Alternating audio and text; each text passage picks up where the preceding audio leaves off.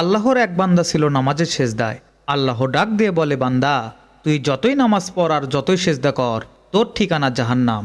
এ কথা শুনে বান্দাটি বলছে আলহামদুলিল্লাহ। আল্লাহ বলে, এই বান্দা, জাহান্নামের কথা শুনে কেউ আলহামদুলিল্লাহ কয়? বান্দা বলে, আল্লাহ, জাহান্নামের মালিকও তুমি, জান্নাতের মালিকও তুমি। তুমি আল্লাহ যদি খুশি হয়ে আমাকে জাহান্নামে দাও, আমার আপত্তি করার কোনো অধিকার নাই। আল্লাহ বলতেছে, বান্দা জাহান্নামে গেলে তুই পুড়ে যাবি, তোর কষ্ট হবে। বান্দা বলে, আল্লাহ, কষ্ট শুধু আমার হবে না, তোমারও হবে। আল্লাহ বলে, বান্দা তুই পড়বি জাহান্নামে, আমার কষ্ট হবে কেন?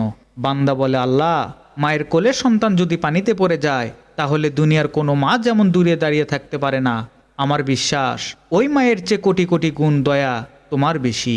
আমাকে জাহান্নামে দিলে তুমিও আল্লাহ শান্তি পাবে না। আল্লাহ বলে, বান্দা এই দলিল তুই কই পাইলি?